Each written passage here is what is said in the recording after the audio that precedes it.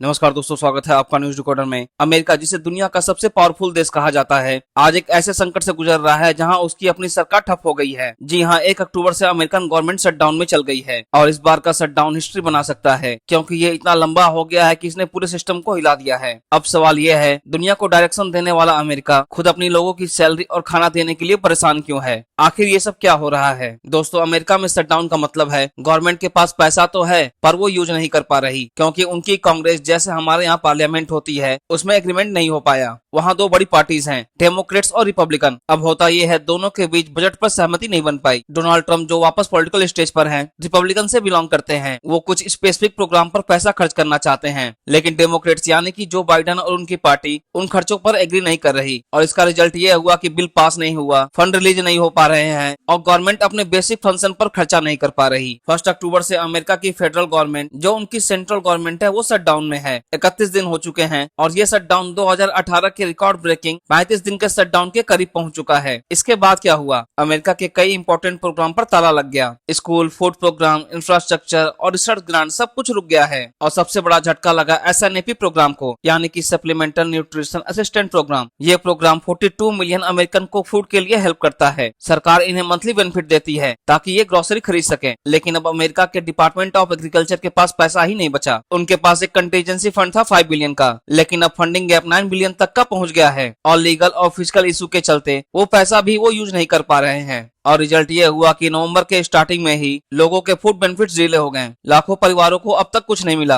लोग खाने के लिए लाइन में खड़े हैं। अब जिनके पास गवर्नमेंट से पैसा नहीं आ रहा, वो फूड बैंक के पास जा रहे हैं। फूड बैंक अमेरिका एक NGO टाइप सिस्टम है, जहां लोग फूड और मनी डोनेट करते हैं ताकि नीडी लोगों को खाना मिल सके। लेकिन अब सिचुएशन इतनी क्रिटिकल हो गई है कि फूड बैंक्स कोलैप्स के करीब हैं। डिमांड बढ़ गई है और सप्लाई गिर गई है। न्यूयॉर्क, कैलिफोर्निया जैसे स्टेट में इमरजेंसी डिक्लेयर कर दी गई है। स्टेट गवर्नमेंट अपने खुद के फंड से लोगों को बेसिक फूड देने की कोशिश कर रही हैं, पर ये टेम्पररी रिलीफ है। आप सोचिए, जहां हम समझते हैं कि अमेरिका में किसी को भूखा नहीं सोना पड़ता होगा, वहां अब हंगर क्राइसिस ऑफिशियली अनाउंस हो चुका है। अब बात करते हैं अमेरिकन मिलिट्री की, जिसे दुनिया का सबसे पावरफुल आर्मी कहा जाता है। वही सैनिक जो मिडिल ईस्ट, यूरोप और इंडो स्पेसिफिक तक डिप्लॉय हैं, उन्हें अब सैलरी नहीं मिल रही। ट्रंप एडमिनिस्ट्रेशन ने टेम्पररी रिलीफ के लिए 5.3 बिलियन डिफेंस डिपार्टमेंट के इंटरनल अकाउंट से ट्रांसफर किया है, पर वो काफी नहीं है। और शॉकिंग बात यह है कि अमेरिका के मिलिट्री को सैलरी मिल रही है प्राइवेट डोनेशन से। जी हाँ, पेंटागन ने 130 मिलियन प्राइवेट सेक्टर से लिया है ताकि सैनिकों को कुछ सैलरी दी जा सके। सोचिए, जिस देश का डिफेंस बजट ट्रिलियन डॉलर में होता है, वहाँ फोर्स डोनेशन से चल रही है। इस पर लोग गुस्सा भी हैं और ये पहली बार हुआ है अमेरिका के इतिहास में। एक्सपर्ट्स कह रहे हैं कि अगर ये शटडाउन 2 हफ्ते और चला तो 5 बिलियन डॉलर का नुकसान होगा, और अगर यह 2 महीनों तक चला गया तो 14 बिलियन डॉलर से ज्यादा का नुकसान पक्का होगा।